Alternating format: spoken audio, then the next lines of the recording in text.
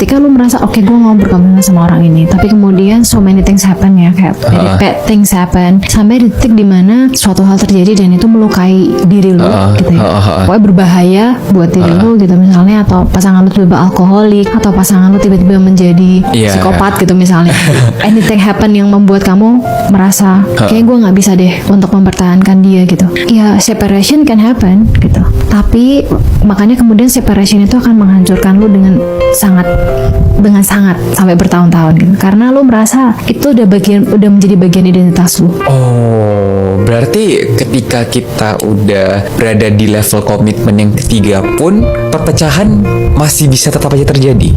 Tetap terjadi karena manusia kan seiring berjalannya waktu ya, things happen, bad things happen, good things happen gitu kan. Sometimes very bad things happen gitu. Jadinya ketika itu mengubah seseorang menjadi seseorang yang udah nggak bisa lagi kita pertahankan, kita tuh sampai detik dimana kayak gue bahkan udah nggak mengenali diri gue lagi yang kalau gue masih menerima lu gitu. Nangkep nggak sih? Iya, kebayang. Kalau kayak gitu, nah akhirnya kita merasa kayak gue nggak bisa deh kehilangan diri gue sendiri. Akhirnya ya udah kita pisah.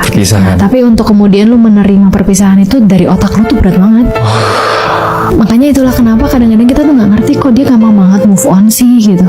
Kenapa dia cepet banget ngelupain gue sih? Katanya sayang, kenapa 2 hari kemudian lupa? Katanya sedih kami bercerai. Kenapa setahun kemudian dia udah bisa sama orang lain? Ya balik lagi, karena berarti ternyata untuk dia, meskipun dia dalam tanda kutip berkomitmen secara pembukuan negara dan agama, ternyata di badannya dia, kalian itu masih dalam tanda kutip masih di level chemistry aja gitu. Jadi otaknya dia tuh tidak mengingat itu sebagai sebuah komitmen yang kemudian melukai dia ketika separation itu terjadi. Kalau ada seseorang yang masih bingung atas perasaannya terhadap kamu, biarkan mereka pergi. Biarkan mereka merefleksikan sendiri apa yang mereka butuhkan.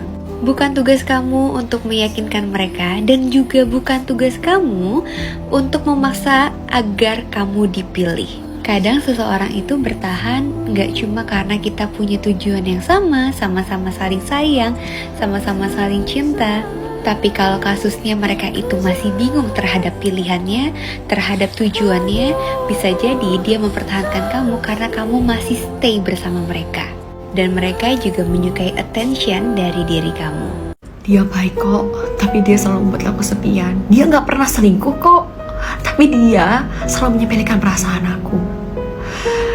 Diyakinkan oleh omongannya dan diragukan oleh sifatnya.